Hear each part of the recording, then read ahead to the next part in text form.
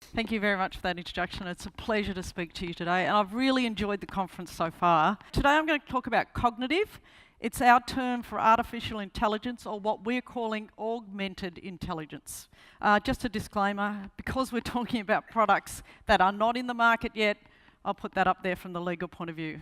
I'm very passionate about healthcare, and we have some major challenges.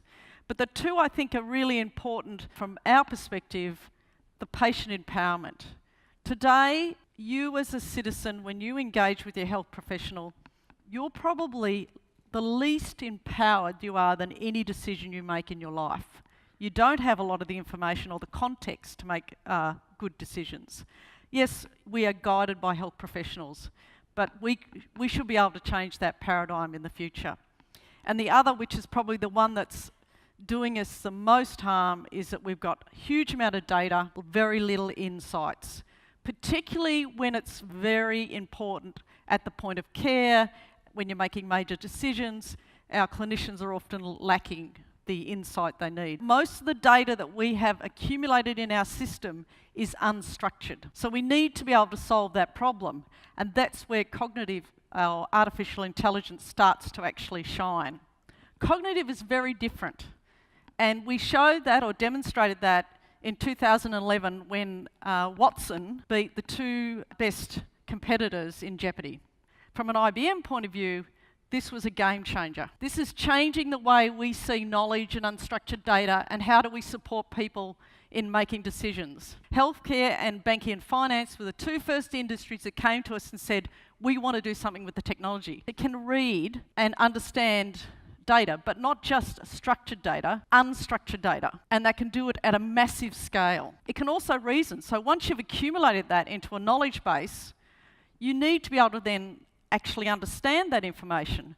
So it can search those pages of data and recognise context, interpret language, particularly, and we've made it for medicine, so we've trained it in medicine. Believe it or not, it's actually been to school, it's been trained, it's passed the medical exams, it's now doing its radiology exams. So as you put more and more cases through it, which is what they did with Jeopardy and the general knowledge, as you made it answer more and more questions, it actually becomes more tuned to the area that you're actually going after, which is, in our case, we've done oncology. So I think this is where we need to start looking at these technologies as an augmentation to what we do. And it will change people's roles, but it also gives us endless power to do things that we can't do today.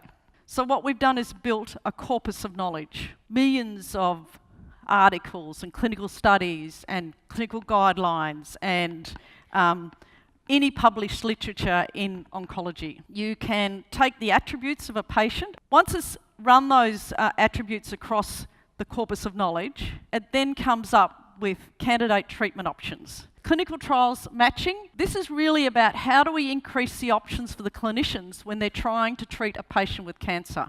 And today that's a manual process. So clinical trials matching is about taking the attributes you take for a patient when you're looking at treatment options, and then you can actually match that against a clinical trial. So what it'll pull back is those trials that your patient is eligible to enrol in.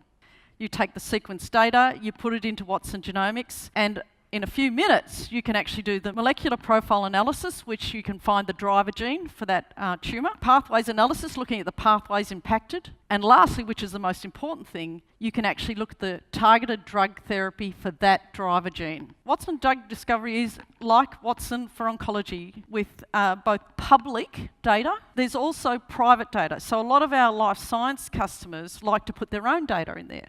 And you can do that and keep it separate from our public data. Looking at developing a Watson patient safety, collaborating with the industry to develop a more automated process to actually identify adverse events.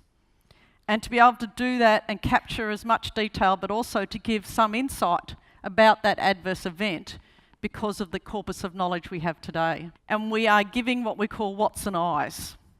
We are now starting to look at how do we train Watson to read digital images, to be able to start to mark where the changes are, where any significant elements they need to look at, and then to mix that with the actual unstructured text, clinical notes, to actually give more of a picture of what the diagnosis could be.